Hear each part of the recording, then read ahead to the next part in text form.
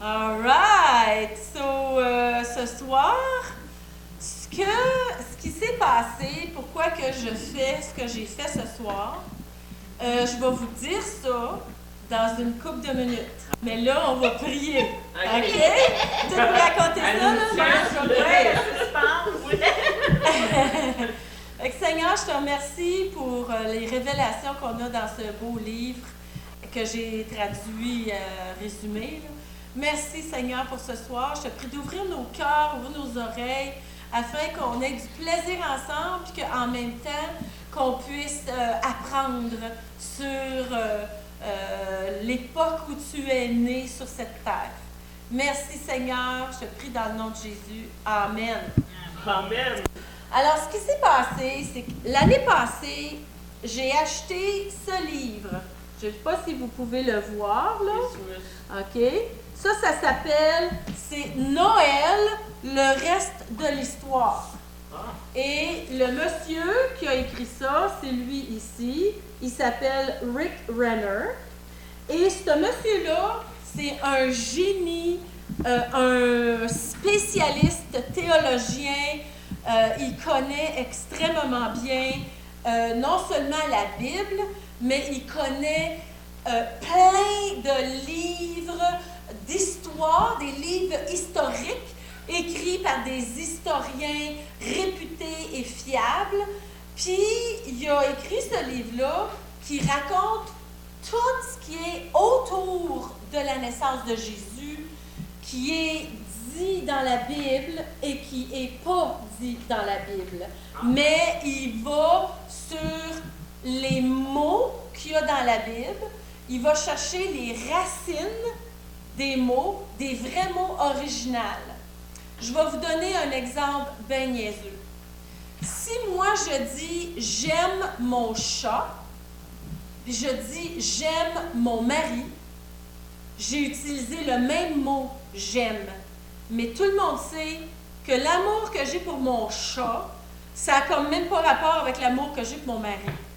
Sauf que si, dans une autre langue, il fallait qu'on traduise « Viviane aime son chat » et « Viviane aime son mari », c'est quel mot qu'ils vont utiliser? Parce que moi, j'ai utilisé le même mot parce qu'en français, il n'y en a rien qu'un. En anglais, je pourrais dire « I like » mon chat, puis je pourrais dire « I love » mon mari. Et là, si je suis en anglais, puis je traduis en français « like » puis « love », je suis obligée d'utiliser le même mot. Fait que lui, ce monsieur-là, il a pris tous les écrits originaux, puis il a tout pris les racines dans toute leur signification pour créer ce livre-là. Puis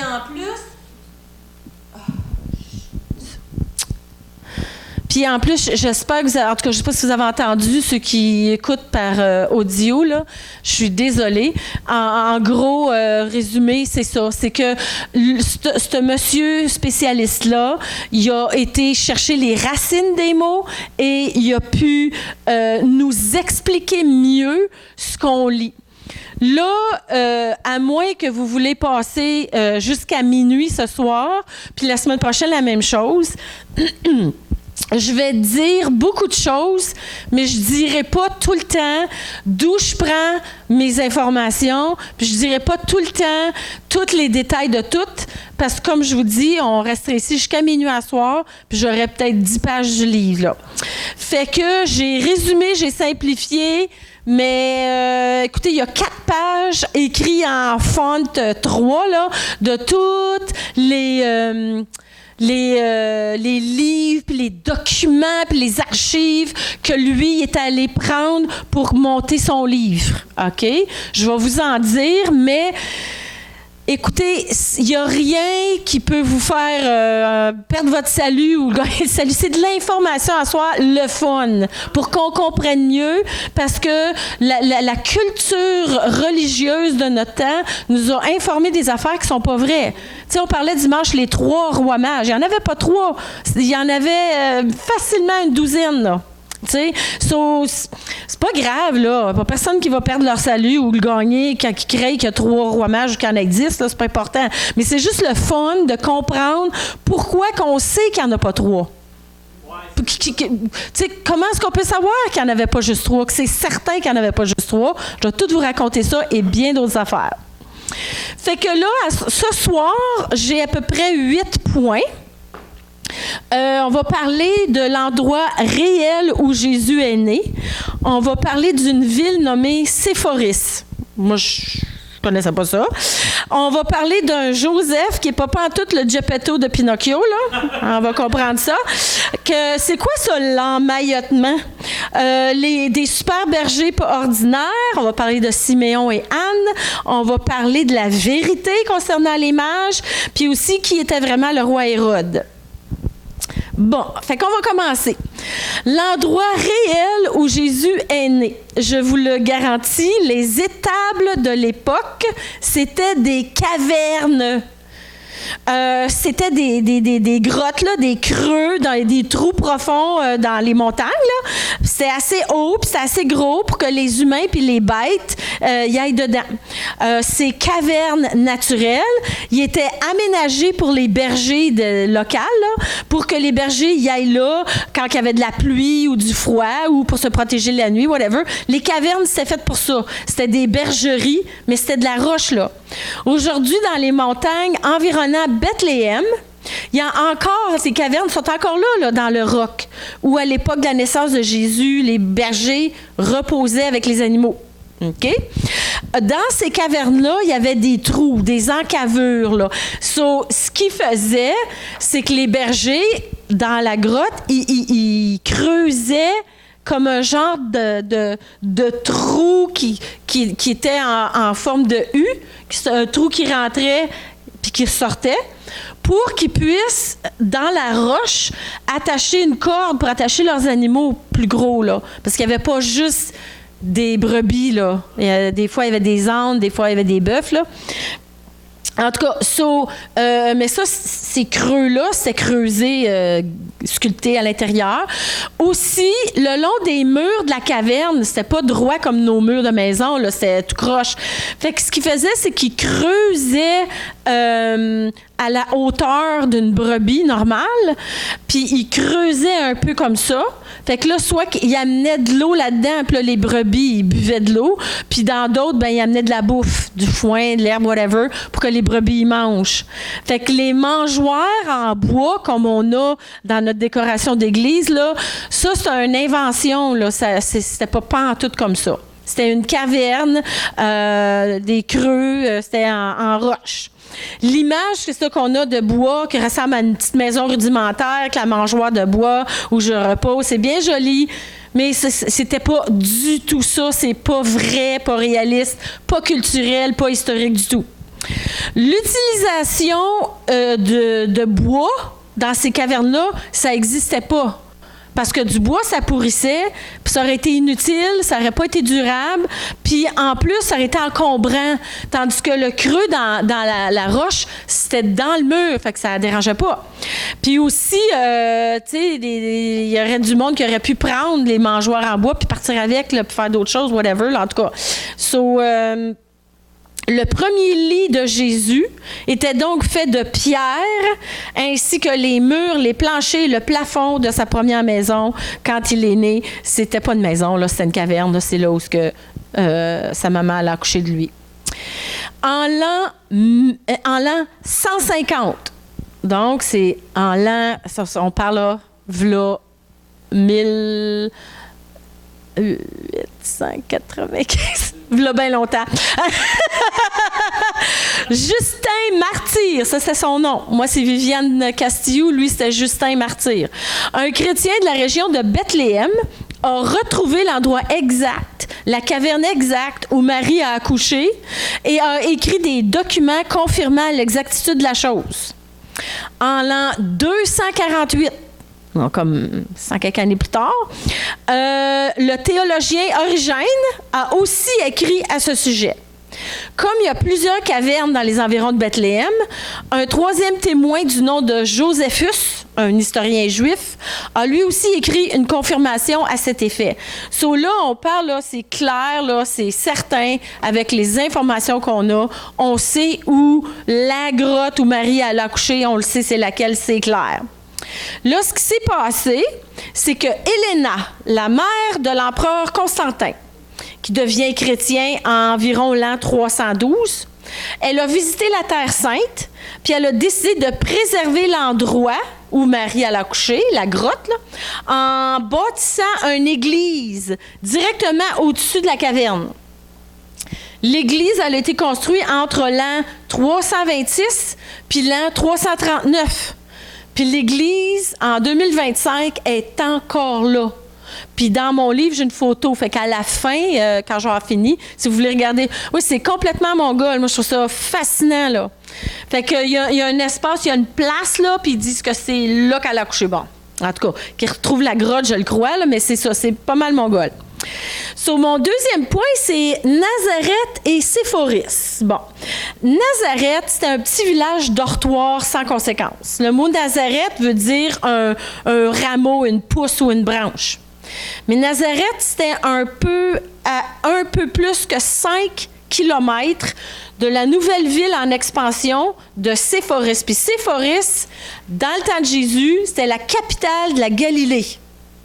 Pareil comme Ottawa, c'est la capitale du Canada. Séphoris, c'était la capitale de la Galilée. OK? Séphoris était appelé le bijou ou le joyau de la Galilée. Il y avait environ 30 000 personnes qui vivaient dans Séphoris. C'est quand même une grosse ville, là. 30 000 personnes, c'est pas rien, là. Puis à Séphoris, là, il y avait des Juifs, des Grecs, des Arabes, puis des Romains, puis des visiteurs de tous les pays. Cette ville était grosse, belle, puis il y avait les meilleures architectures. Je vous épargne tous les détails. Écoute, c'est historiquement documenté après document après document, là. Séphoris, c'est là. Puis je ne sais pas si vous avez déjà fait une marche de 5 km, mais ça se fait en criant bingo, là. Moi, n'importe qui est le moindrement un petit peu en forme peut marcher 5 km. Fait que c'est ça. Fait que le monde, il dormait à Nazareth, puis il allait travailler à Séphoris. Puis il n'y avait pas juste Nazareth qui était une ville qu'on appelle dortoir, là. Il y avait d'autres villes autour de Séphoris que le monde, il travaillait à Séphoris, puis là, il retournait dormir chez eux le soir. OK? Fait que là, à Séphoris, à cause que c'était une belle grosse ville avec plein de belles architectures, c'était aussi le siège social ou le siège principal du pouvoir du Sanhédrin. Un genre d'administration centrale, quartier généraux. Je savais pas trop comment traduire ça, là, mais c'est la place centrale du pouvoir du Sanhédrin juif. À cause de ça, dans Séphoris, il y avait une super de belle grosse synagogue. En plus de ça, la ville de Séphoris est devenue un genre d'entrepôt où une collection de rouleaux sacrés les plus importants était gardée. Fait que dans Séphoris, là, il y avait une place là, que c'était comme un Costco, puis que dans le Costco de Séphoris, c'était juste des rouleaux sacrés, là, des écrits de rouleaux sacrés. Fait que c'était comme le spot hot là, où ce que les affaires les plus importantes étaient storées là. Puis là, évidemment, la préservation de ces rouleaux-là était extrêmement important. Puis seulement certains Juifs de bonne réputation et hautement fiables étaient les gardiens de cette place-là. Le père de Marie, c'était un de ces gardiens-là de rouleaux sacrés. Capotant, hein? Ouais. C'était un homme de bien et pieux, puis c'était un spécialiste dans les Écritures.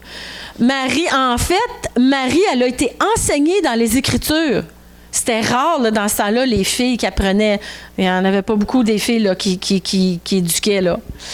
Mais on va comprendre pourquoi dans une minute. Pourquoi que Marie, elle a été enseignée dans les Écritures. À honorer la joie juive, la loi juive, puis à être soumise à Dieu. Marie, elle a été élevée comme ça. Là. Tu honores Dieu, tu honores la loi juive, tu honores, tu es en soumis à ton père et ta mère. Elle a été très bien éduquée là-dessus. Puis Marie, ben, elle vivait avec ses parents à Séphoris jusqu'à temps qu'elle se fiance. Puis les parents de Marie ont dû, on peut s'imaginer qu'ils ont observé Joseph, puis comment il travaillait. Je vais vous parler un peu plus de Joseph tantôt. Puis on peut imaginer qu'ils se sont dit, hey, ça serait un bon match pour notre Marie, ce monsieur-là, là, tu sais. C'est un peu de même, ça marchait. Marie était enfant unique, puis les parents de Marie ont eu Marie tard dans leur vie. Parce que la maman de Marie, qui s'appelait Anne, elle était stérile, puis elle a fait comme Anne, la mère de Samuel dans l'Ancien Testament. Elle a fait pareil. Elle a dit à Dieu, si tu me donnes un enfant, je vais le consacrer à toi. Fait que, tu sais, pour Anne de Samuel, ça a été facile, parce que Samuel, c'était un petit garçon. Fait qu'elle elle l'a sevré, puis après ça, elle l'a amené au temple, puis il s'en a occupé. Mais Marie, pouvait pas faire ça ben. Fait que Marie, elle a appris, elle a été enseignée. Il y avait une petite école de filles, là. Puis Marie, elle a été enseignée dans les voies comme ça. Ce fameux Joseph, bon, je sais pas si vous connaissez Pinocchio, là. Moi, j'ai appris ça quand j'étais petite, là. J'ai été élevée là-dessus avec Walt Disney puis Pinocchio. Puis là, on voit Geppetto, qui est un vieux pauvre, qui est dans la misère, puis il est un charpentier, puis il travaille le bois. Bon, ben c'est comme si on voit Joseph comme ça, là. Ben, laissez-moi vous parler de Joseph. Premièrement, Joseph, il n'était pas un pauvre charpentier, pantoute. C'était tout le contraire. Premièrement, Joseph devait avoir au moins 30 ans, peut-être plus. Possible que Joseph ait 33-34 ans. Je ne sais pas quel âge il avait, mais il avait au moins 30 ans. Pourquoi? Parce que, premièrement, les gars, ils se mariaient très tard. Les filles, ça se mariait à 13, 14, des fois 12 ans, là. 13, 14 ans. Puis ça, c'était la culture, c'était normal. La fille, elle avait ses périodes, puis elle se mariait, là. Le garçon, par exemple, lui, il fallait qu'il soit le père. Fait qu'il fallait qu'il pourvoie à 100%. So, pour qu'il puisse pourvoir, il fallait qu'il soit plus vieux, qu'il ait un job, qu'il ait de la stabilité, qu'il puisse acheter une maison, tu sais, c'est ça. Fait que souvent, les maris, quand ils se mariaient, les hommes, il y avait le double de l'âge de leur femme, minimum. Maintenant, parce que Joseph était déjà un ouvrier qualifié avec une réputation faite lorsque fiancé Marie. Sa réputation était faite, il était qualifié. Revenant à Joseph, dans Matthieu 13, 55 puis Marc 6, 3, le mot utilisé pour décrire Joseph comme charpentier, c'est le mot grec tekton, T-E-K-T-O-N. Tekton, on tient notre mot technologie aujourd'hui, du mot tekton. Ce qui veut dire que le mot charpentier devrait être traduit par maître technologique ou artisan expert. Un tekton, c'était plus qu'un travailleur du bois. Joseph, c'était pas un charpentier, c'était un tekton. Puis le tekton, il faisait tellement plus là, que juste travailler. Il travaillait le bois, mais il faisait bien plus que ça. En fait, c'est presque impossible et très illogique qu'il ait été juste un travailleur de bois, parce que dans cette partie-là de la Galilée, là, où Séphora est puis Nazareth est, là, il y avait presque pas de bois. Il n'y avait pas de bois. C'est pareil comme si, moi, je veux être une travailleuse d'amiante à Maniwaki. M'a crevé de faim bien vite, parce qu'il n'y a pas d'amiante à Maniwaki. Fait que, tu sais, c'est ça, là. Alors, je pourrais en faire venir un peu, ça me coûterait une fortune, ça fait pas de sens. Ça fait pas de sens. Fait que là, le fait qu'ils ont utilisé le mot tekton, ça veut dire que c'était un spécialiste. Mais on peut dire qu'il était un maître spécialiste dans la construction détaillée, les revêtements de planchers en mosaïque, les fresques élaborées, les sculptures, les bijoux, l'utilisation de l'ivoire pour les bijoux, les meubles, de bois de meubles, etc., objets d'ornement. Fait que c'était tout ça, là. Il était tout capable de faire ça, là, Joseph. À cause que le mot utilisé, c'est tekton. Fait que ces deux versets là, que je viens de vous nommer, non seulement ça explique que Joseph était tekton, mais aussi qu'il était le tekton. Ça veut dire que, donner un exemple, moi je suis pasteur, pasteur Rachel est pasteur, pasteur Pauline est pasteur, pasteur Pierrette est pasteur. Mais quand on dit pasteur Michel, c'est le pasteur, right? Parce que il est au-dessus de nous. C'est lui qui est le chef, le top de nous autres, l'équipe de pasteurs, OK? Ben, Joseph, c'était ça. Il n'était pas un tecton, la Bible est claire, il était le tecton. C'est ça, c'est les racines de mots que la Bible fait juste traduire normal, là, mais la vérité, c'est tellement plus que ça. Puis ça dit que Joseph, il était plus haut placé, puis spécialiste qu'on pense. Puis à cause de Séphoris qui était en grosse expansion, puis qui avait plein de constructions, puis tout, Joseph, il était très à l'aise financièrement. La seule et unique raison que la religion ou la culture nous a enseigné que Joseph était pauvre, c'est parce qu'ils ont interprété qu'il ne pouvait pas se payer une chambre à l'hôtel quand Marie est née. Je vais tout vous expliquer tout ça, puis c'est pas vrai pantoute. On va tout vous expliquer ça tantôt. Dans Luc 16, Jésus nous enseigne que Dieu ne confie pas de grandes choses à ceux qui ne sont pas fiables dans les petites. Hein? On a tous vu ce verset-là. Si Joseph aurait été un pauvre, misérable charpentier de Geppetto, sans le sou, comment est-ce que Dieu aurait pu lui confier les richesses que les mages lui ont apportées et qui l'ont supporté financièrement pendant 3 ans pour le temps qu'il reprenne son travail, se remettre sur pied à son retour d'Égypte? Dieu, il ne fait pas les choses à moitié. Fait que ça prouve que Joseph, il était déjà habitué à transiger avec bien de l'argent, là. Il était déjà habitué à ça. Fait que Joseph était très bien établi financièrement lorsqu'il a fiancé Marie. Joseph était rempli de miséricorde. Il ne voulait pas humilier Marie publiquement lorsqu'il a appris qu'elle était enceinte. Joseph, il était docile, soumis à Dieu. Il a épousé Marie malgré son état suite à la visite de l'ange. Puis Joseph était aiguisé spirituellement. Par 4 fois, il a obéi promptement à la voix de Dieu, puis on va voir tout ça plus tard. Pour Joseph, qui avait une très bonne réputation, épouser Marie, ça a dû être délicat socialement, là. Puis de quitter subitement son travail très rémunérateur, puis ses nombreuses responsabilités sans crier gare, là. Il est parti, là. Ça a dû faire mal à sa réputation quand il est parti en Égypte, là, quand il a fui en Égypte. Ça prouve que ses priorités étaient d'obéir à Dieu avant tout. Fait que ça, c'est Marie puis Joseph, leur background. Maintenant, emmailloter un bébé à Bethléem, ça veut dire quoi? On est rendu au point 4. OK. Lorsque le recensement a été annoncé, puis que Marie puis Joseph ont dû se rendre à Bethléem, on connaît toute l'histoire, les deux savaient qu'il y avait de très fortes chances que Marie, elle accoucherait là-bas. OK? Fait que, suite à, comme on connaît dans la culture de là-bas, eux autres, ils ont dû se dire, bon, regarde, là, on part, là, on amène le moins d'affaires possible, là, parce qu'en voyage, quand tu amènes trop d'affaires, c'est encombrant. Fait que là, ils se sont dit, écoute, le mec, on arrive à l'auberge, si j'accouche là-bas, ben, tu sais, ils vont avoir des serviettes, des couvertes, ils vont avoir des affaires, là, il n'y aura pas de problème. Fait qu'ils ont dû un peu compter là-dessus. Le moins de choses à apporter pour le voyage, plus le voyage serait léger.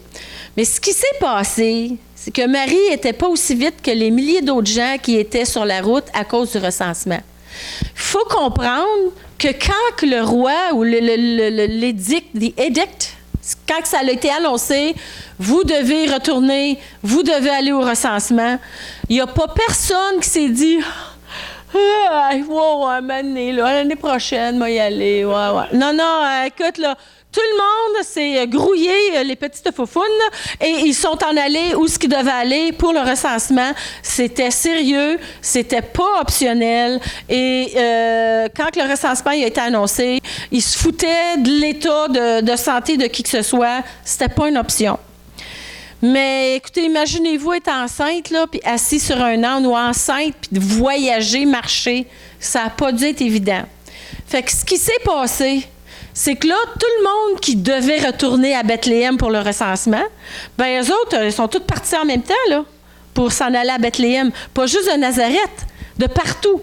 Partout où le monde était né à Bethléem, puis ils vivaient pas à Bethléem, mais là, ils devaient retourner. Mais là, tout ce beau monde-là, il retournait à Bethléem, là. Puis c'était du monde qui venait d'ailleurs. Ça veut dire que tous les hôtels, ils étaient tous occupés, là.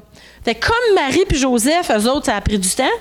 Quand ils sont arrivés à Bethléem, tout était plein, là. C'était plein à craquer. Il n'y en avait pas d'option, là. Il n'y en avait pas d'hôtel, là. Il n'y en avait pas nulle part. Fait que c'est pas que Joseph, il n'y avait pas d'argent. Joseph, il y avait de l'argent en masse. Il n'y avait pas de place. La Bible est claire, c'est qu'il n'y avait pas de place. Fait que là, c'est pour ça qu'ils n'ont pas couché à l'hôtel. C'est 100% à cause qu'il n'y avait pas de place. Puis c'est pour ça qui ont dû se contenter d'une caverne comme un lieu de repos. Parce que c'était un peu un lieu de repos, une caverne, pour les bergers et les brebis. Fait que c'était ça. Fait qu'un peu plus de contexte historique ici. Dans la caverne, les bergers, ils laissaient des languettes de linge au besoin. Ces languettes de linge étaient enroulées autour des pattes de moutons naissants pour les protéger. Ce qui veut dire que, je ne sais pas comment à l'âge, mais c'était des languettes. Ça, les bergers, ils laissaient des languettes dans la caverne. Là. Ils laissaient ça là parce que ne pouvaient jamais savoir à la seconde où une brebis accoucherait. Ils pouvaient le savoir, mais c'est ça. Là. Fait que quand une brebis accouchait, une brebis normale, parce que je vais vous parler qu'il y a des brebis normales puis il y en a des brebis pas normales. On va tout vous expliquer ça tantôt. La brebis, ce qu'elle faisait, elle accouchait du petit bébé. Fait que là, le berger, il prenait le petit bébé puis il enroulait les pattes du petit bébé dans les lingettes pour protéger les pattes du petit bébé mouton. Parce qu'un mouton, c'est ben nono. Puis un mouton, c'est... oui, c'est ça, il n'y a pas d'autre mot. C'est hyper nono. Une brebis. C'est pour ça que Jésus nous compare à des brebis. Parce que des fois, on est royalement non. On est non. C'est ça. Fait que c'est ça. C'est ça la réalité. Mais ça, c'est les brebis normales là, de monsieur, madame, tout le monde. Les petits bébés, ils faisaient ça avec. Fait que dans les cavernes, c'était normal qu'il y ait des lingettes dans les cavernes. les petites brebis qui accouchaient. Fait que là, comme Marie et Joseph, la raison qu'ils ont pris lingette, ben c'est parce qu'il n'y avait pas d'autre chose, parce qu'ils étaient pognés, parce qu'ils avaient pensé qu'ils étaient pour avoir ça à l'auberge, mais il n'y en avait pas d'auberge. Fait que là, ils ont été obligés de prendre ça pour emmailloter Jésus. Je vais en parler plus tantôt. Là, à Bethléem, le mot Bethléem, le nom Bethléem, ça veut dire maison du pain. Que Jésus soit né à Bethléem est une autre représentation prophétique que Jésus est le pain de vie. Bethléem était situé à environ 9 km de Jérusalem. So là, je fais le geste.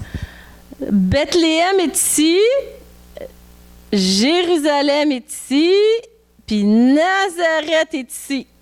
Alors, vous avez tout vu, Bethléem ici, Jérusalem ici, Nazareth là. OK? Vous allez, rappelez-vous ça. So là, à Bethléem, il y avait un chant très particulier qui existe encore aujourd'hui. Le chant, il est encore là. C'est capotant. 2000 ans plus tard, le chant est encore là. Alors là, je vous parle de mon point 5, des bergers particulièrement spéciaux. La réglementation juive ordonnait que les agneaux sacrifiés au temple de Jérusalem devaient naître près de Jérusalem dans une certaine région spécifique, dans le champ en particulier, dans un endroit particulier, je m'en viens à ça, afin de simplifier, alléger le transport. Ben, pour les rabbins qui devaient surveiller et contrôler les agneaux et les conditions de leurs soins, puis pour les bergers qui voulaient que leurs femelles accouchent dans la tour de Migdal-Éder. Qu'est-ce que c'est ça? Dans le champ spécial à Bethléem, il y avait ce qu'on appelle la tour de Migdal-Éder. C'était un endroit approuvé par les rabbins pour qui était considéré comme rituellement propre. Ce qui veut dire que les bergers spéciaux qui gardaient les moutons spéciaux, attitrés pour être sacrifiés au temple, OK, devaient paître les bergers dans ce champ-là en particulier. Quand il voyait qu'une maman brebis était pour accoucher, il la pognait et se pitchait à la tour de Migdal-Éder pour qu'elle accouche dans l'endroit rituellement ou cérémonialement propre ou pur. Là, quand la maman brebis, elle accouchait là, les bergers, ils entouraient pas les pattes, ils entouraient tout le bébé brebis, puis ils attendaient que les rabbins, ils viennent, bien, sauf le visage, là, mais tu sais, ils entouraient tout, pour protéger toute la brebis. Puis là, les rabbins, ils venaient faire le tour de temps en temps, puis là, ils regardaient, puis ils examinaient quasiment à la loupe pour s'assurer que la brebis était parfaite. Si la brebis était parfaite, ils pouvaient la garder pour la sacrifier. Si elle n'était pas parfaite, bien, ils l'utilisaient pour d'autres choses. Mais c'était ça, là. Il fallait que la maman brebis, elle accouche dans la tour de Migdal-Éder, dans ce champ-là en particulier. Puis il fallait que... c'est ça, là.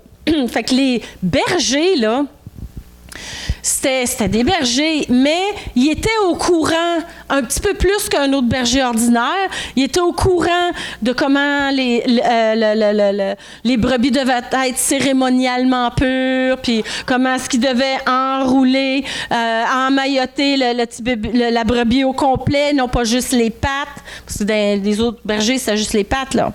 Fait que c'est ça. De plus, ces agneaux étaient soumis à des standards très rigoureux afin de rencontrer ces standards. Les bergers avaient des connaissances additionnelles qu'un berger n'aurait pas grâce à la surveillance des rabbins. Hein? Lorsque c'est... Bon, c'est ça, je viens de le dire. On les enroulait. Donc, et c'est là qui est fascinant. Moi, j'ai lu ça, là, je capotais. L'ange, au début, là, quand il y a eu un ange qui est apparu au berger, au début, c'était un ange. Il y a eu un ange qui a apparu au berger. Il a annoncé au berger à quel signe il reconnaîtrait le Sauveur Christ le Seigneur. Il a dit, « Il sera emmailloté. » Moi, là, je capote.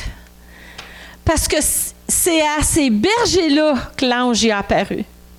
Parce que ces bergers-là, ils savaient que la brebis, le bébé brebis qui était enroulé, c'était une bébé brebis qui était assignée pour être sacrifiée au temple. Fait que quand les bergers sont allés voir, puis que l'ange leur a dit, « Vous le reconnaîtrez car il sera emmailloté. » Ça veut dire que Marie, là, elle n'avait pas apporté de linge de chez eux pour enrouler son bébé dans des beaux draps cute de rose à pois vert, là.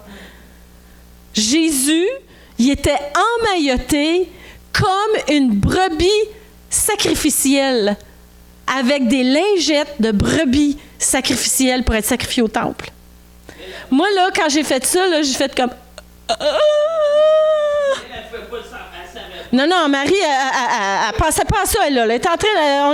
on est 3 femmes qui accouchent les 3, là. Quand t'accouches, tu penses pas à ça. Quand t'accouches, là, on s'en fout. Moi, j'ai pogné mon mari comme ça, là. Puis là, il était là, puis là, je dis, va chercher le médecin. Puis là, Michel, il était là. Oui.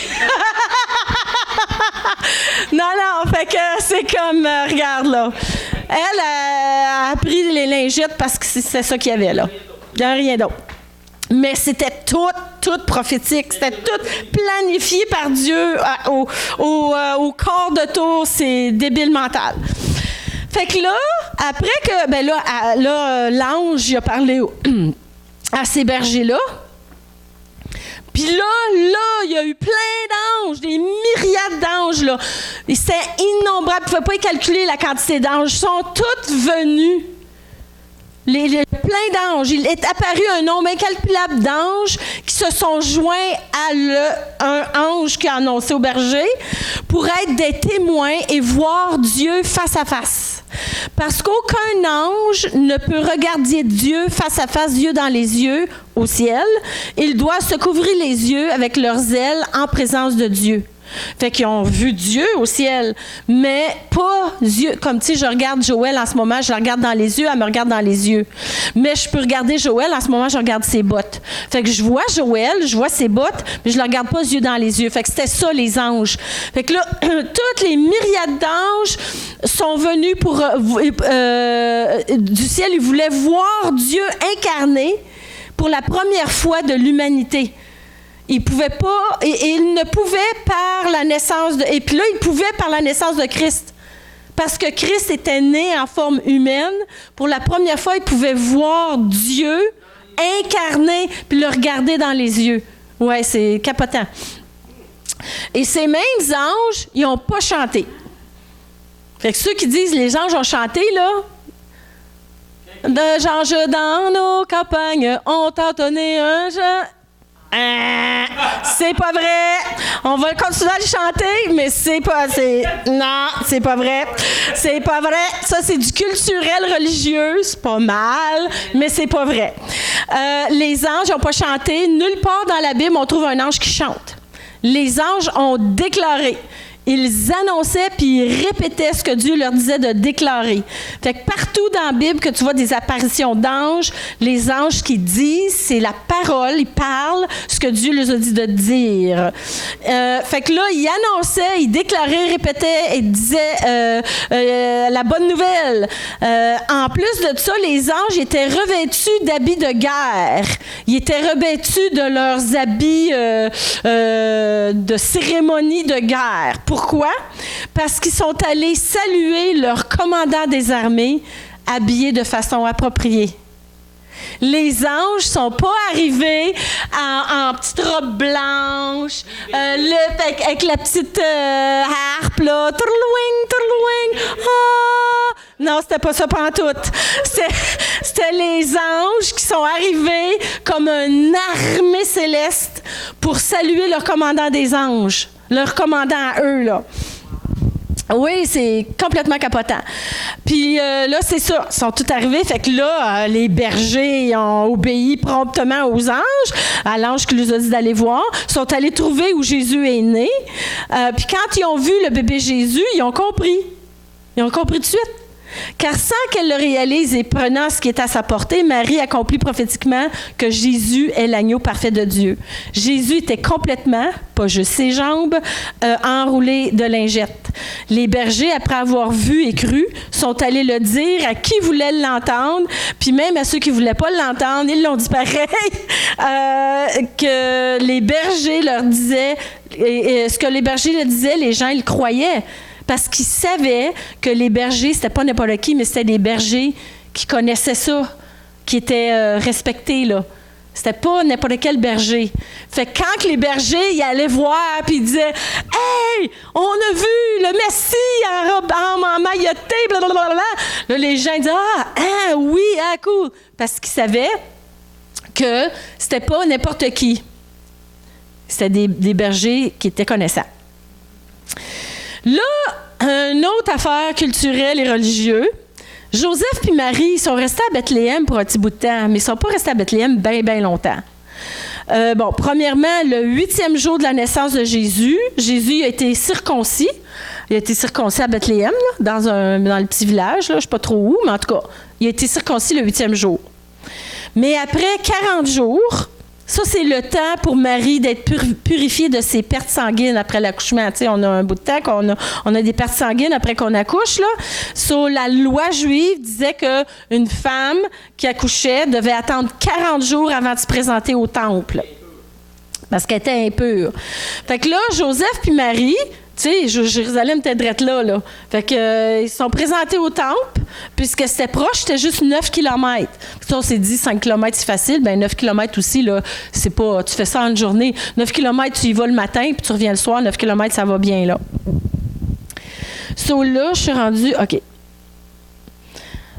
Là, je vais vous parler de Siméon et Anne. Hein? Dans la Bible, on parle de 2 supposément personnes âgées qui étaient des prophètes. Je vais vous en parler un peu plus. Premièrement, on va parler de Siméon.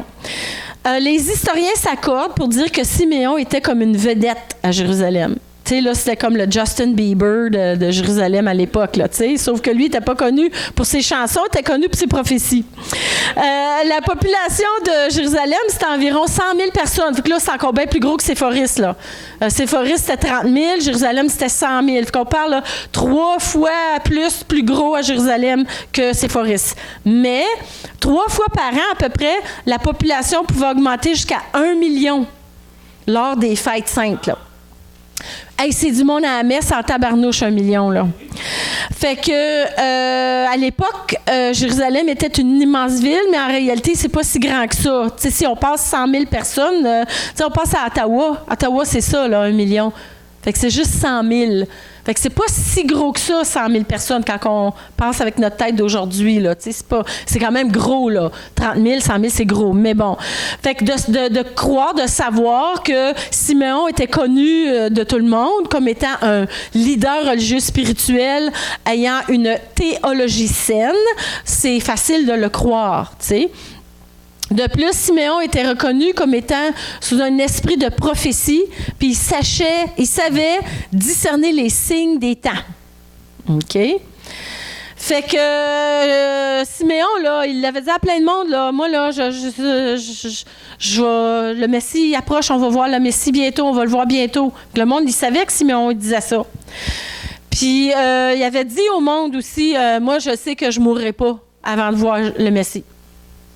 Ça, c'est une autre raison pourquoi qu'on pense que Siméon, c'était un vieillard. Pas nécessairement.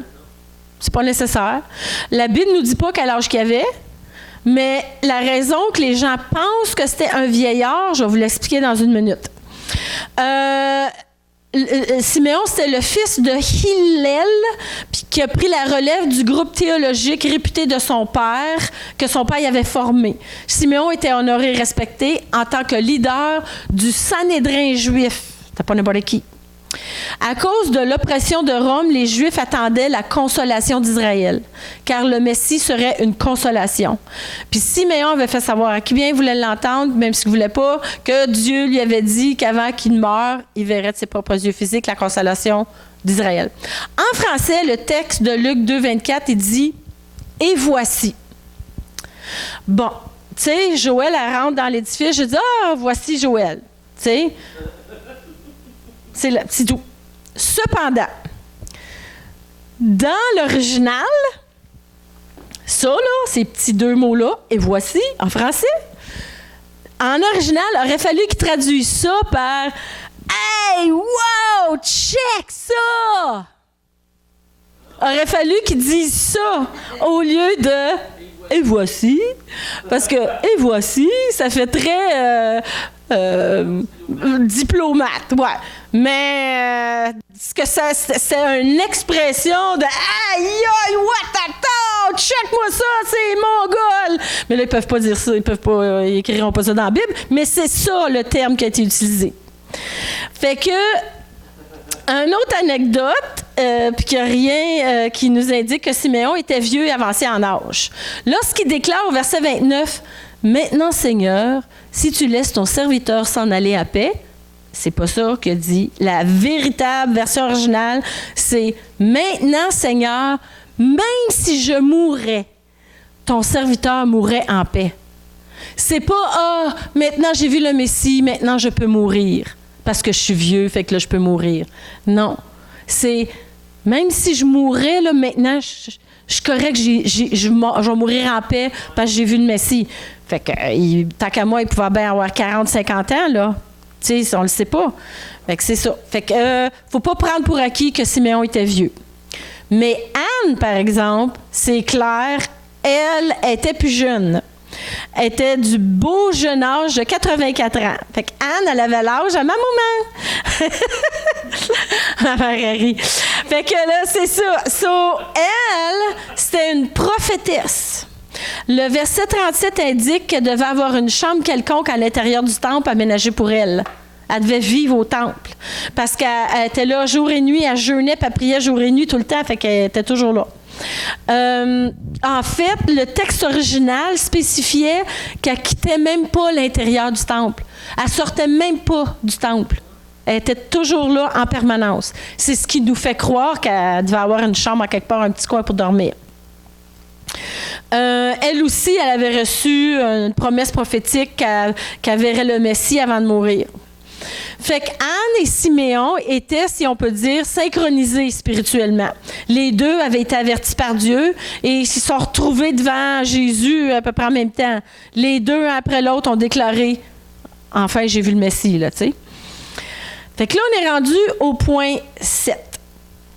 Là, il est... Ah, mon Dieu, je suis correct. Je suis très en temps dans mon... En fait, je suis un petit peu à l'avance. Fait que là, je vais arrêter. Puis, Joanne, Jennifer, Mom, je pose la... Avez-vous des questions?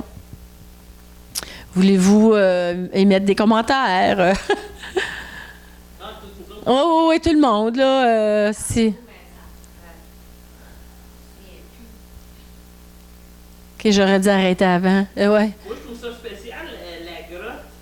Oui, c'est spécial, la grotte. Je trouve que Jésus est mort dans une grotte. Ah, le tombeau. Ouais, le tombeau, c'est une grotte. C'est une grotte aussi. Oui, c'est ça. Exactement. Quand t'as dit ça, d'abord, moi, je voyais tout de suite le tombeau de Jésus. Quand tu as vu ça, tu as vu le tombeau de Jésus. Ben oui, ça fait bien du sens. Ben oui. Je répète parce que pour le micro, pour que les gens entendent, là. OK. Oui. Hey, j'ai même pas pensé à ça, mais ça fait bien du sens. Puis la mort. Ouais. Il est mort sur le mont Golgotha, puis il a été déposé dans une grotte. Ouais. Dans une grotte, puis son corps, il a été déposé dans une grotte. Ouais. Fascinant. Ouais, c'est pas mal spécial. Ouais. Ça te revient-tu, Joël? Non? OK, c'est pas grave, on va continuer. Puis, Yvan? Ça va? OK. Pasteur? Non, ça va? OK. Moi, pasteur, moi, je vous avoue là, que j'ai dévoré mon livre, mais l'affaire, ce qui se passe, c'est que je suis obligée. Je pouvais pas traduire le livre mot à mot. J'aurais été capable, mais je vous aurais regardé jusqu'à minuit. Fait que j'étais obligée de résumer ce qui est écrit. Mais pour tous ceux qui savent lire l'anglais, je vous recommande fortement d'acheter le livre. Il n'est pas si cher que ça. C'est le plus beau cadeau que vous pouvez pas vous faire. Puis là, vous allez pouvoir avoir plein de détails que j'ai pas pu mentionner, là. Il y a plein d'autres affaires là, que je fais juste résumer. All right. So là, on va parler des mages et de Hérode le Grand. Ce cher Hérode. Si on regarde Luc 2, verset 39. Les mages, ouais. Bon, en Luc 2, 39, c'est clairement dit que lorsque Joseph et Marie ont fait ce qu'ils avaient à faire au temple, ils ont quitté Bethléem puis sont retournés chez eux à Nazareth avec bébé Jésus. Donc, Jésus a resté dans la grotte une quarantaine de jours ou il a été dans la grotte une couple de jours, puis là, ils ont pogné une auberge parce que là, le monde commençait à partir, whatever. Mais une chose est claire, ils sont restés à Bethléem une quarantaine de jours, pas plus. Fait que quand ils sont retournés à Nazareth, Jésus, c'était un bébé, mais il est retourné à Nazareth. Alors, la plupart de nous pensons à tort que la visite des mages et toute l'histoire de la fuite en Égypte est arrivée lorsque Jésus est né à Bethléem. Mais l'histoire et les historiens s'accordent que la visite des mages s'est passée à Nazareth, et ce, lorsque Jésus avait environ 2 ans, à peu près. Alors, comment se fait-il que la notion de la visite... Pardon? Pas du tout. Quand les mages ont rencontré Jésus, c'était un toddler, un tout petit. C'était pas un bébé. Pourquoi? Comment ça se fait qu'on a la notion que la visite des mages, c'est à la naissance de Jésus à Bethléem? Comment ça se fait que tout le monde pense ça? Ben, c'est un peu à cause de la culture, l'histoire de l'art et le Moyen Âge. Je m'explique. Au Moyen Âge, les artistes italiens ont commencé à peindre afin de raconter des histoires sur canevas. Ce qui se passait, c'est qu'il y avait beaucoup de gens qui ne savaient pas lire. Alors, ils peignaient pour raconter l'histoire parce qu'une image vaut 1000 mots. Afin de raconter toute l'histoire au complet, les artistes devaient peindre tout ce qui s'est passé sur une même image. On comprend? Et c'est donc à cette époque que l'information erronée que tout s'est passé en même temps, la naissance, les anges, les moutons, les mages, les toiles, ça s'est mis à circuler. Les artistes italiens peignaient les personnages soit à genoux ou se tenant debout devant une étable de bois et une mangeoire de bois, alors que, je l'ai déjà expliqué, c'était une caverne faite de roc, puis la mangeoire a été creusée dans le flanc du mur de la roche, du roc de la caverne. Puis là, ce qui a encimenté cette notion, à travers les millions, ça a été les millions de cartes de souhait de temps des fêtes qui ont été imprimées à travers le monde depuis belle lurette. Hein? On a toutes vu ça, là. La preuve, on achète des crèches en bout. Tu sais, c'est toute l'image. C'est ça, là. Ça a commencé originalement avec des artistes plein de bonnes intentions pour, au lieu de parler verbalement aux gens de l'histoire, ils se sont dit, on va peindre, on va faire une image de tout pour qu'ils voient. C'était une bonne intention, mais ça a créé une fausse impression. Fait que rappelons-nous que Luc a écrit son évangile suite à son interview avec Marie elle-même. Vous le savez, hein? Que l'apôtre Luc, pas l'apôtre, mais le docteur Luc, il a interviewé Marie, la mère de Jésus. Il a interviewé plein de monde, entre autres la mère de Jésus, pour avoir l'histoire de toute la naissance de Jésus. C'est pour ça que Luc, docteur Luc, a autant d'informations détaillées sur des choses qu'il n'y a rien que Marie qui peut savoir ça, là, parce que ça vient de elle. Tout ce que Luc a écrit est inquestionnablement vrai. Cependant, Luc s'en tient à la naissance de Jésus, puis saute tout de suite lorsque Jésus avait 12 ans. Luc, il ne parle pas de l'étoile, il ne parle pas des mages, il ne parle pas de la fête en Égypte. C'est juste Matthieu qui en parle. Matthieu, il prend le temps de bien détailler la situation avec Hérode le Grand, ce cher Hérode. Les historiens du nom de Strabo et Joséphus étaient des historiens respectés et ont écrit beaucoup de détails concernant Hérode le Grand. Beaucoup de détails. Il était un meurtrier, contrôlant, paranoïaque et tyrannique. Il a peut-être construit de grands et magnifiques palais, des amphithéâtres luxueux puis un hippodrome impressionnant, mais il vivait continuellement dans la peur de se faire détrôner. Il était obsédé par la terreur de se faire prendre son trône, qu'il soit détrôné. C'était, comme on dit en anglais, on steroids, là. C'était fou. Alors, oui, on l'appelait Hérode le Grand, car il était un grand politicien, il était un grand souverain, il était un grand architecte, il était un grand constructeur, il était un grand manipulateur, il était un grand tyran qui faisait des grandes explosions de rage et qui résultaient en des grands massacres. Ça, c'était Hérode le Grand. Hérode a fait des choses, des grandes choses, certaines bonnes, d'autres démoniaques. Écoutez bien ça. Il a tué le grand-père de son épouse. Ensuite, il a tué son épouse. Il a tué ses 3 fils aînés. Il a tué son beau-frère, puis d'autres membres de sa famille, sans compter tous les autres gens tout au long de sa vie qu'il a fait massacrer. Hérode, là, Tu faisais juste aller le voir, là, puis dire à l'oreille, hey, Hérode, je pense que Joël est en train de faire une conspiration contre toi, là. Puis là, Hérode, là, il posait... Qu'est-ce que j'ai fait? Qu'est-ce que j'ai fait? OK, fiou. J'ai pesé sur quelque chose, tout s'est effacé. OK.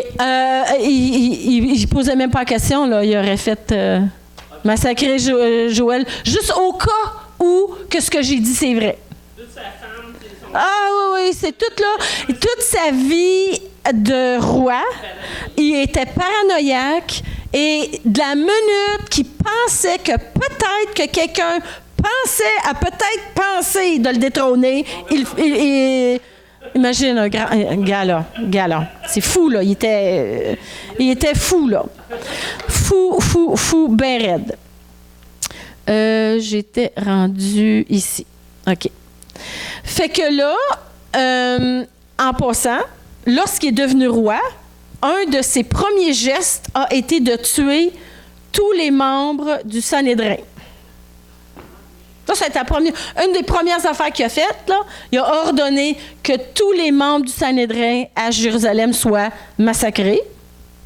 Ensuite, il a ôté le souverain sacrificateur qui était en place.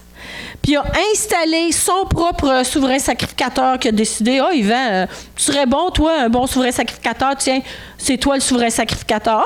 Joël, t'es cute, toi.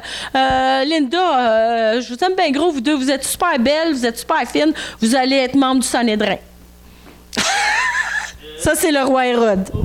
Les 6 souverains sacrificateurs qu'il a choisis, il n'y avait même pas de connexion à la prêtrise.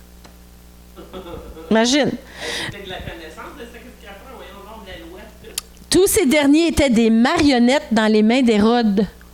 Ben oui, je vais mettre Joël, puis Linda, puis Yvan, parce que ils ont peur de moi, eux autres, là, puis je vais pouvoir lui faire ce que je veux, je vais pouvoir les malpunir comme je veux. Hérode, c'est quelle armée qui était à sa solde dans l'armée romaine? Non, c'était Hérode, c'était juif? C'est une très bonne question. Quelle armée était à sa solde? Je pense qu'il avait sa propre armée à lui, mais c'est une très bonne question. Je vais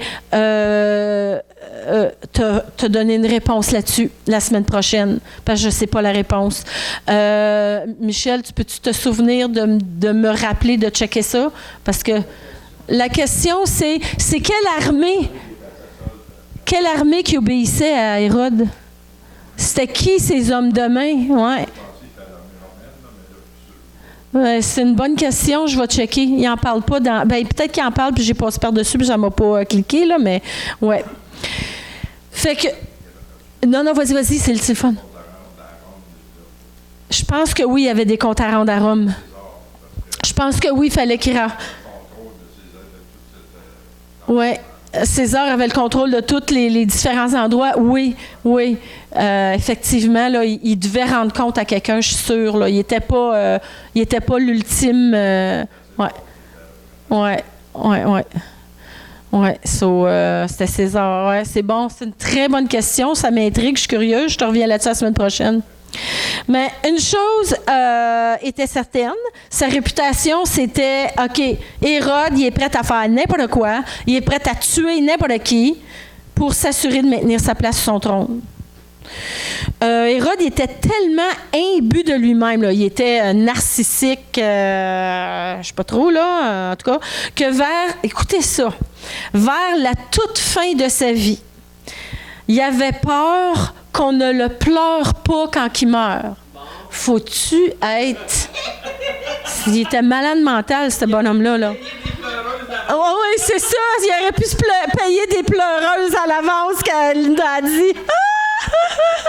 Mais non, mais il était tellement psychotique, là, c'était malade mental, là, qu'à son lit de mort, il a ordonné à son homme de main, son right-hand man, là, son homme de main, de s'assurer que tous les princes juifs,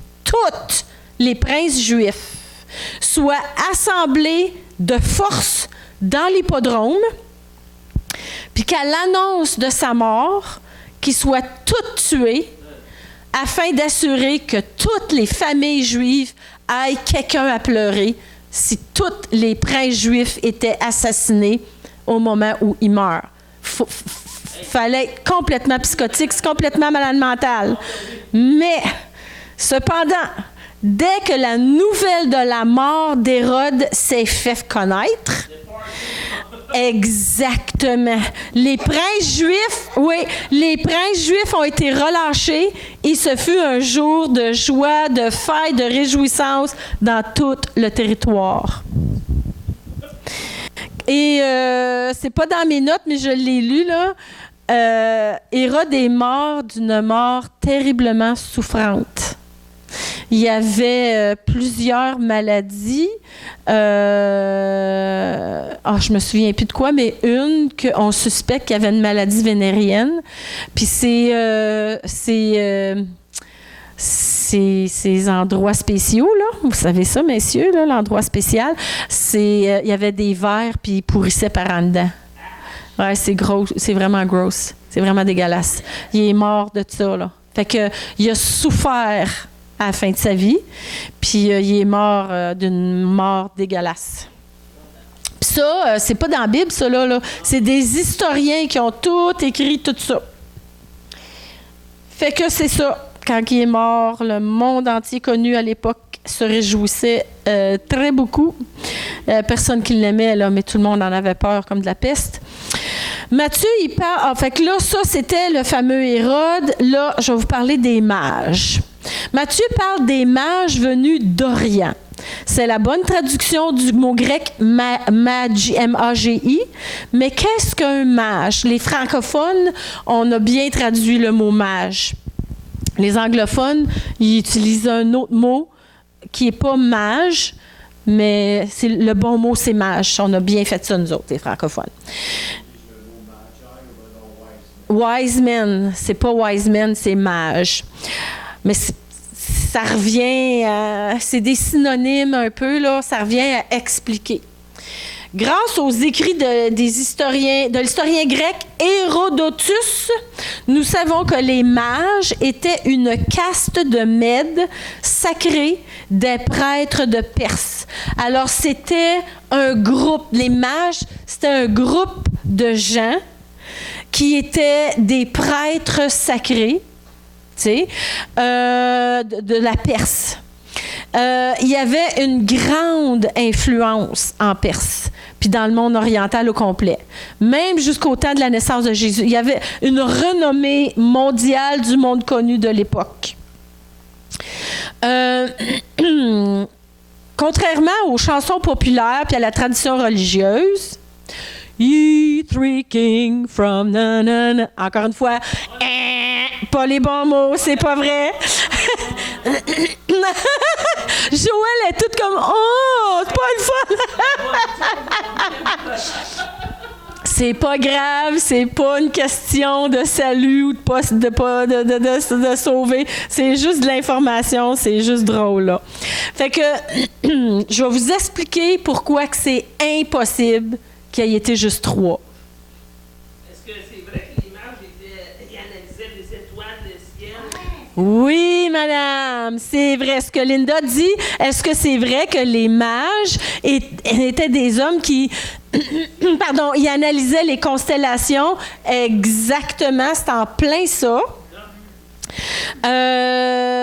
C'est ça. Aussi, c'était pas des rois, là. C'était pas des rois.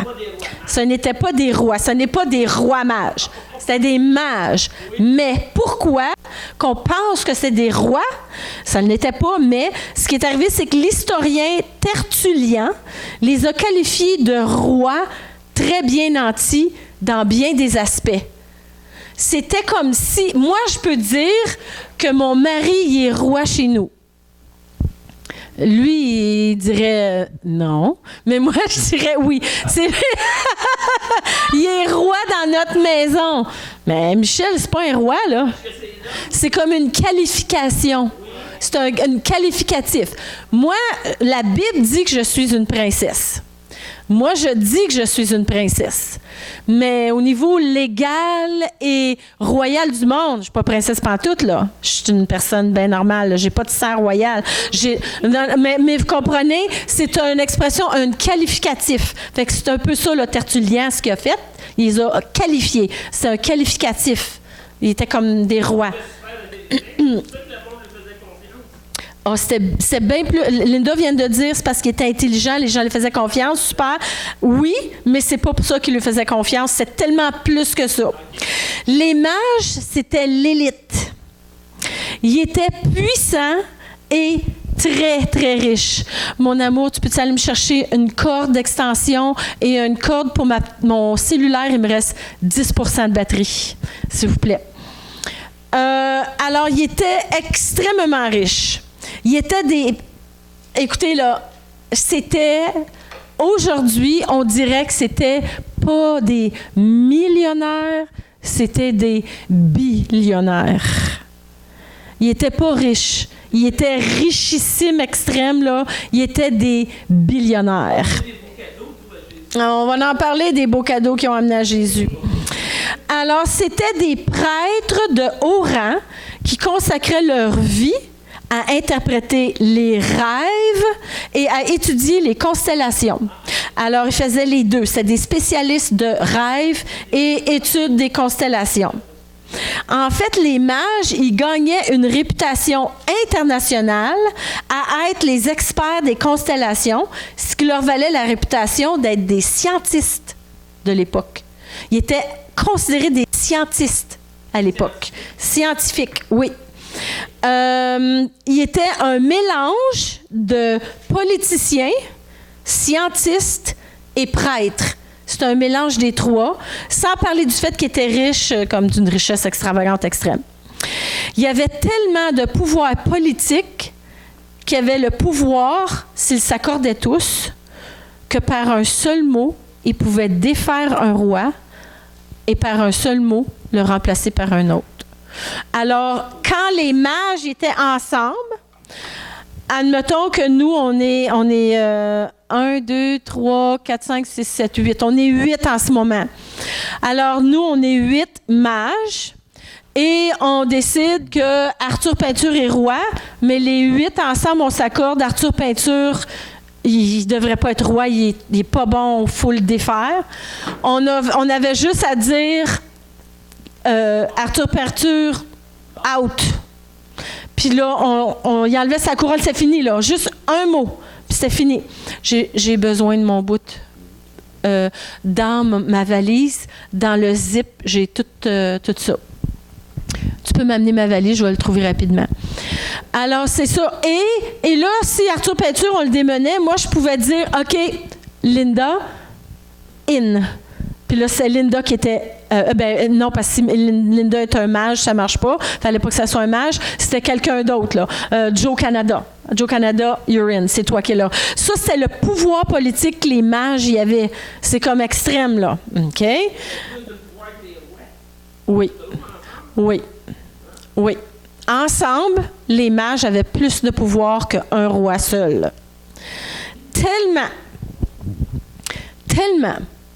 Ils étaient vus comme des créateurs de rois dans le monde oriental. Ils étaient vus comme... Parce que c'était difficile pour quiconque soit de devenir roi ou soit de demeurer roi s'il n'y avait pas leur support. Si les mages ne les supportaient pas, les soutenaient pas, là, qui disaient pas « Ah oui, Linda, t'es un bon roi, là, oui. » Si les mages faisaient... ton royaume, là, ta royauté, elle ne durait pas longtemps.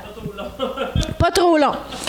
Fait que, imaginez Hérode, le paranoïaque malade mental, lorsqu'il a su que les mages y arrivaient à Jérusalem. Écoute, là, il est devenu terrorisé. C'est pour ça qu'il était si gentil et poli avec eux, parce qu'il savait que les mages avaient le pouvoir de le détrôner. On the spot. Fait que là, écoute, là, Hérode, il a été hyper mielleux au bout, là. Il était super gentil avec Hérode. Je pensais que c'était parce qu'il voulait, en hypocrite, savoir ce qui s'en Ah oui, tu me devances. Je m'en viens à ça, là, qu'il voulait... Oui, absolument. Oui, je m'en viens. Là, donnez-moi un petit instant. Je vais juste plugger mes amis qui sont sur le... Tiens, chérie. T'en offrais pas, j'ai su que t'en mangeais pas. Des bonbons à sucre d'or.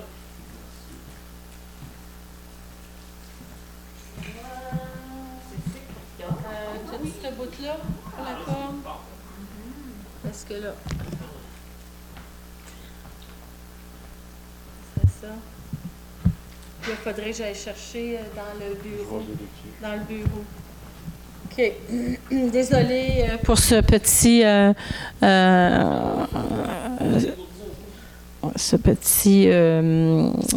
interlude.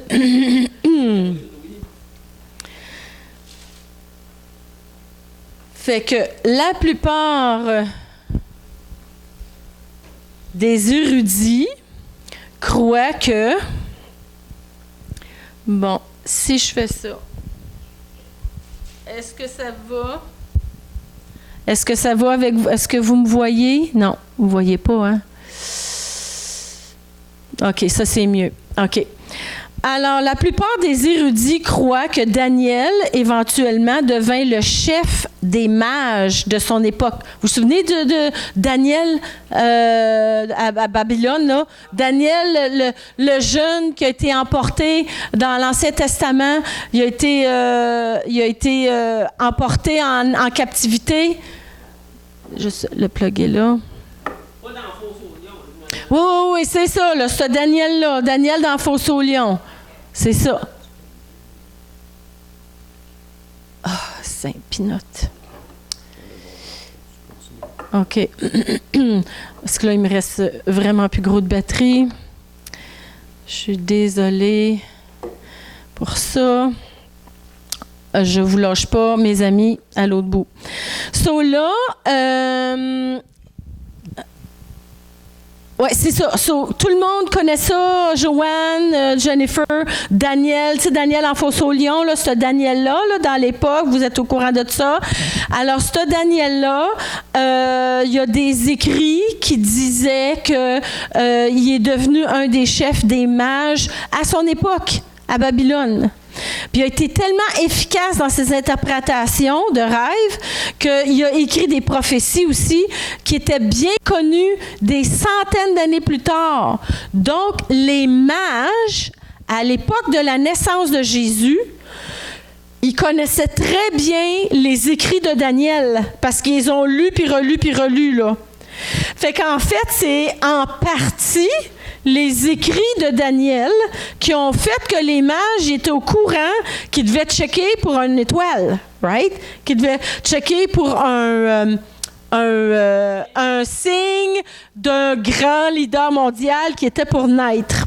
En fait, croyez-le ou non, il n'y avait pas juste les mages qui étaient au courant de ça.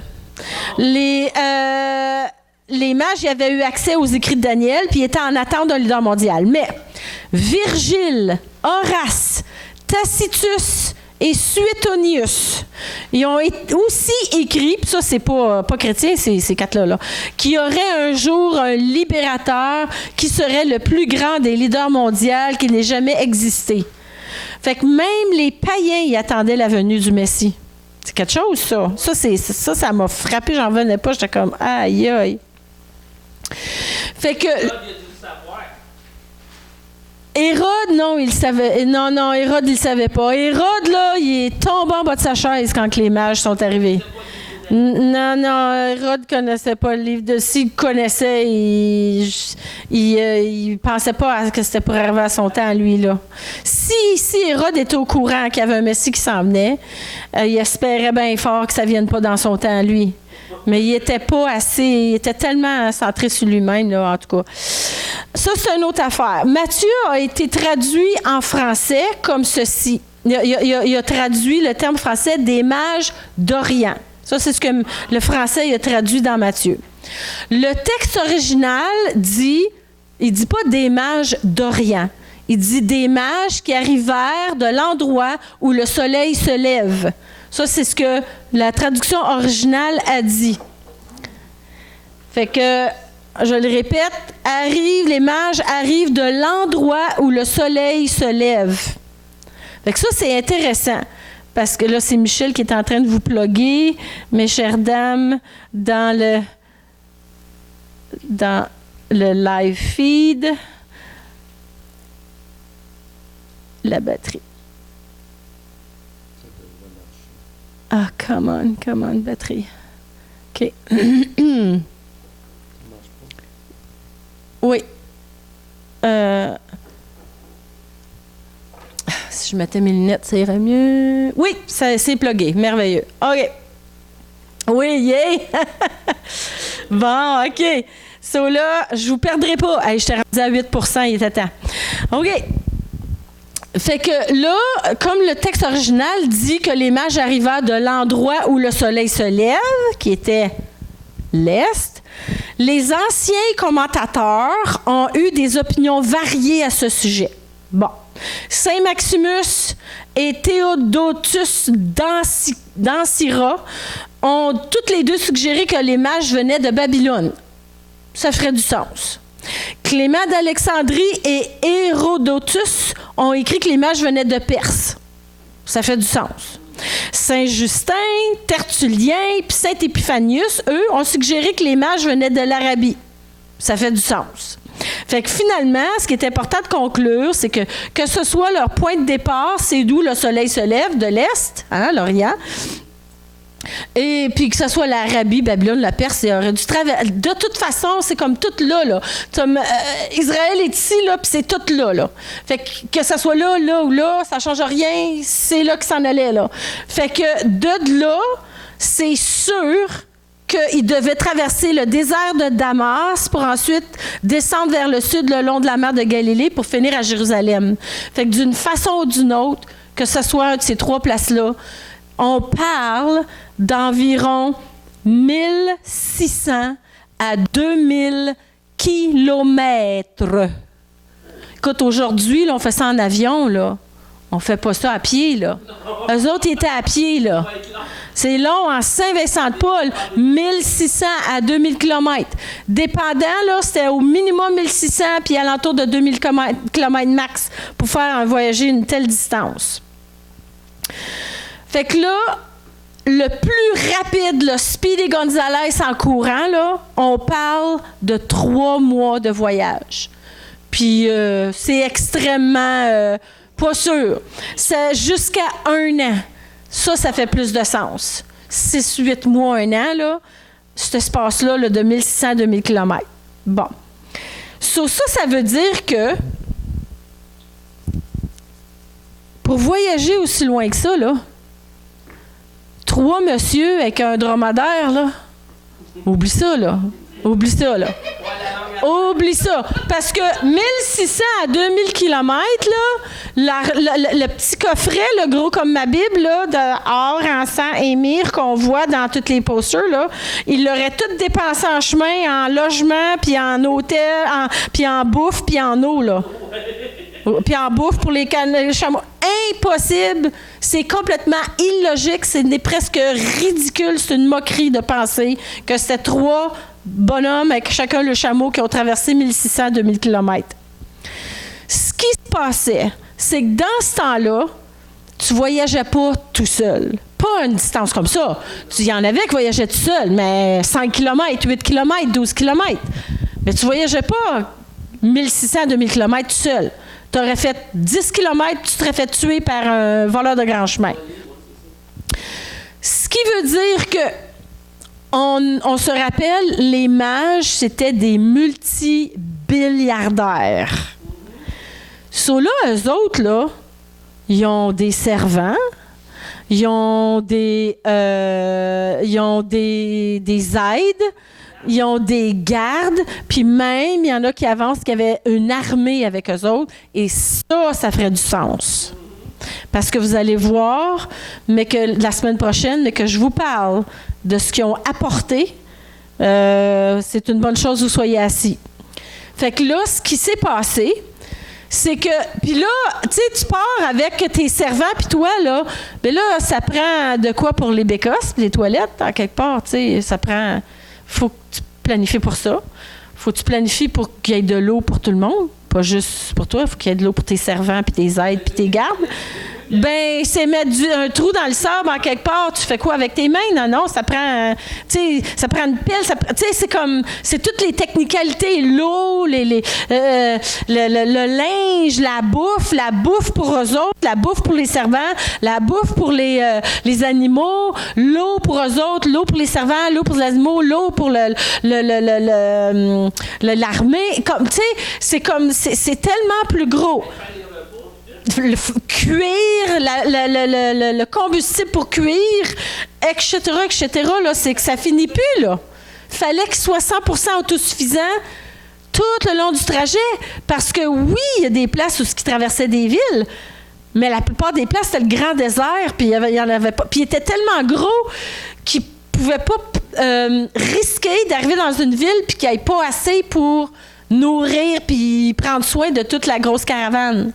Fait que c'est certain, il y a beaucoup d'historiens qui avancent qu'il devait être au moins une douzaine de mages, une douzaine, et ça exclut tous les servants. Parce que là, je sais pas pour vous autres, mais moi, je m'habille toute seule, je fais à manger toute seule, je lave mon linge avec la laveuse à vaisselle, mais avec la laveuse à linge, mais tu sais, je fais mes affaires moi-même.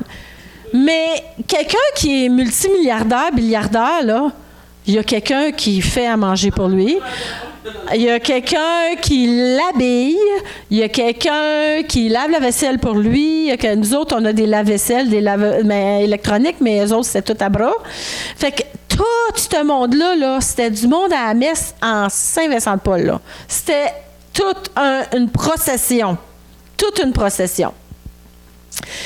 Là, on a dit tantôt que les mages, c'est des faiseurs de rois, hein? Des créateurs de rois. Il y avait cette réputation-là. Jamais les mages multimilliardaires seraient arrivés au roi des rois, au leader mondial qui a été annoncé depuis toujours, avec une petite boîte grosse de même d'or, une petite boîte grosse de même d'encens, puis une petite boîte grosse de même de myrrhe. Oublie ça, là. Ça, là, c'est pareil comme moi, je vais fêter Joël, qui, je ne sais pas, c'est une grosse fête, là, où il y a 300 personnes qui célèbrent Joël. Puis moi, comme cadeau à Joël, j'y apporte un de mes ongles fake qui a cassé, puis je donne ça en cadeau. C'est autant une insulte suprême pour Joël, qui a une grosse fête, on la célèbre, là. Il y a 300 personnes qui la célèbrent. Puis là, moi, mon cadeau pour Joël, je suis tellement fière de Joël, je donne un morceau d'ongle cassé là, que j'ai... Exactement. Linda a dit j'aurais honte. Exactement. C'est pour ça que c'est non seulement... Écoutez, nous, on est allés... Moi, je suis allée en Afrique 2 fois. Pasteur Michel est allé 1 fois. Et notre expérience, c'est que des gens qui ont absolument rien, mais rien pantoute, ils nous ont donné un cadeau. Quand on est allé dans un village pygmée au Cameroun, dans la brousse, 8 heures de route dans la brousse complète, ils nous ont accueillis avec un panier qu'ils ont fait eux-mêmes à la main. Ça, ils nous ont donné un cadeau, c'est ma petite poubelle dans ma salle de bain. Puis à chaque fois que je la vois, je me rappelle, c'est un cadeau du Cameroun. Ça, là, on est en 2025, là, c'est la culture, c'est la mentalité. Fait que c'était dans la culture des mages de l'Orient, c'était engrainé en eux autres. Tu vas pas à rencontrer le roi des rois avec un ongle cassé. Puis, il était tellement multimilliardaire qu'eux autres apportaient une petite boîte d'or, une petite boîte d'encens, puis une petite boîte de myrrhe, là, ça aurait été aussi insultant que l'ongle à Joël. Là. Ça se fait pas.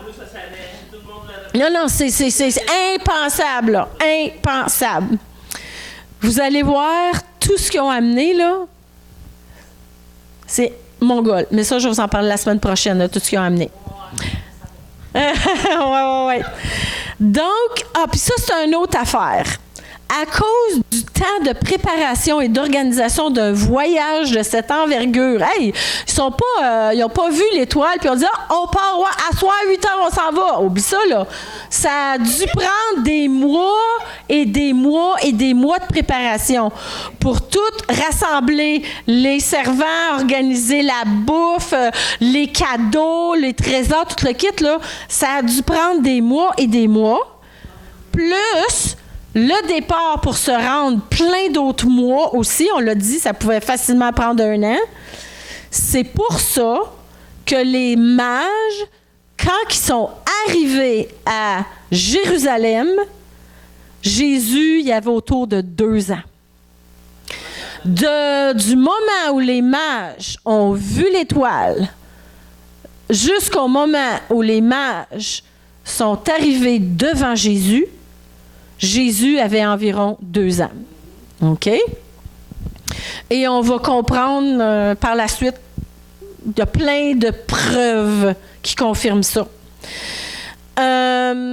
Bon, ça, j'en ai parlé, là, que c'est impossible de quantifier la quantité de mages. Les traditions religieuses parlent de 3, j'en ai parlé. Les mages, il y a des historiens qui disent 12. Il y en a qui disent plus. On ne le sait pas, il y en avait combien. C'est impossible de savoir la quantité exacte, mais une chose est certaine, il n'y en avait pas juste 3. Qu'il y en ait au moins 12, ça, c'est plus... ça reflète plus la culture du temps. Ça reflète plus la mentalité du temps, puis tout ce qui tourne autour de cette époque-là. Oh non, il était toute la gang qui se sont présentés. Non, la Bible, je te mets au défi cette semaine de me trouver l'endroit dans la Bible qui dit qu'il y avait 3 mages.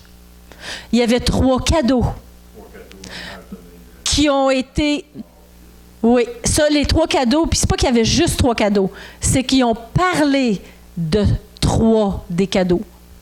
Il y avait tellement plus que de l'or, de l'encens et de la myrrhe, mais c'est que Matthieu parle de 3 des cadeaux qui sont venus, mais il n'y avait pas juste 3 mages. C'est une fausse information. C'est une information erronée. C'est aussi ridicule de croire que les mages n'étaient que 3 que de croire que le président des États-Unis voyagerait tout seul et sans protection pour aller dans un autre pays. C'est complètement ridicule. Ça ne fait pas de sens. Il était beaucoup plus que 3. Imaginez qu'après avoir vu l'étoile dans la constellation des cieux, les mages, croyant que c'était un signe que le leader mondial dont il parlait Daniel était enfin né, et pour se rendre à un endroit aussi important, le voyage serait long et dangereux, particulièrement pour les hommes aussi influents en puissance, prestige et richesse. Les mages, ils voyageaient en longue caravane avec beaucoup de chameaux, parce que les chameaux, c'est le char. Les chameaux, ils apportaient les affaires. Fait qu'ils... Tu sais, un chameau pour toute l'eau, un chameau pour la bouffe, etc., là, pour apporter les provisions puis leurs cargos précieux. Afin de faire le long voyage, ils devaient apporter des tentes, de la main-d'œuvre pour assembler, désassembler le tout au fur et à mesure du voyage, etc. Puis il y avait avec eux leurs servants, les gardes du corps, puis une armée. Non, c'était pas une armée de 10 000 personnes, là. C'était des soldats là, qui étaient avec eux autres. Je sais pas, il y avait-tu 20 soldats? Il y en avait-tu 12? Je sais pas. Mais ils n'étaient pas tout seuls, là, les mages, puis il n'y en avait pas juste 3. Même à ça, là. OK, même à ça. On va faire à semblant qu'il y avait juste 3 mages pour un instant. Même s'il y avait juste 3 mages, ça prenait un paquet de chameaux, un paquet de servants, puis la quantité de trésors qu'ils apportaient, ça prenait une petite armée pour les protéger et tout, là. Fait que même si il y aurait eu juste 3 mages, ça reste que c'était une immense procession d'une grosse caravane. C'était impressionnant, puis c'était gros. OK? Pour la sécurité, le confort, puis la protection des cadeaux. En plus de ça, j'en ai une meilleure pour vous autres. C'est beaucoup plus probable que les mages n'étaient pas assis sur des chameaux, là. Oubliez pas, c'est des archi-billionnaires, là. Fait que là, eux autres, ils étaient probablement dans des couchettes sur des pôles portés par des porteurs, là. Ça, c'est bien plus culturellement approprié de croire que les mages étaient sur des couchettes. Fait que, tu sais, ça, la couchette, ça les protégeait du soleil, de la chaleur, du vent. À cette époque, il n'y avait pas plus somptueux et extravagant que les gens de l'Est. Ils voyageaient en tenue de voyage, mais à l'approche de la ville, ils ont dû se changer dans des vêtements somptueux, frais, propres, faits de tissus exotiques et luxueux, ornés de bijoux flamboyants, démontrant leur richesse et leur pouvoir. Fait que lorsqu'ils sont entrés dans Jérusalem, encore une fois, Matthieu, il débute en disant « Ils dirent ». Le mot original « dire » est important, car le temps du verbe explique qu'il disait et redisait et répétait encore. Fait qu'imaginez-vous, là, des centaines de chameaux, dromadaires, les couchettes, les gens, l'armée, les couleurs, les turbans, tout flamboyant, l'or, les trésors, blablabla, qui arrivent dans Jérusalem. Puis que là, il y a des crieurs, là, qui disent « Où est le roi des Juifs qui vient de naître? Nous venons l'adorer. Où est le roi des Juifs qui vient de naître? Nous venons l'adorer. Où est le roi des Juifs qui vient de naître? Nous venons l'adorer. » C'était ça. Pareil comme un cirque qui arrivait dans un village. Bon, mais c'était pas ça, là. C'était pas de même, là. C'est moi qui caricature, là. Mais c'est le principe, là. Où est le roi des Juifs qui vient de naître? Nous venons l'adorer. Imagine Hérode qui entend ça. Oh là là! Et là, ça dit... Non, je garde ça pour la semaine prochaine. Fait que là, ma première partie est terminée. Je sais qu'il est juste 8h05. Mais ouais, j'étais supposée finir à 8h30, là. Non? 8h? Oui? Ah, OK, bon, ben c'est bon. Fait que c'est ça. Alors, comme le Capitaine Bonhomme, qui est assez vieux pour se souvenir du Capitaine Bonhomme? Qui connaît le Capitaine Bonhomme? Ah oui, on est juste 3 ou 4 qui connaissent le Capitaine Bonhomme. Je sais ce que vous allez savoir la prochaine fois. Ça, c'est ce que le Capitaine Bonhomme il disait. Alors voilà, merci beaucoup. Et je vous garde la suite pour la semaine prochaine.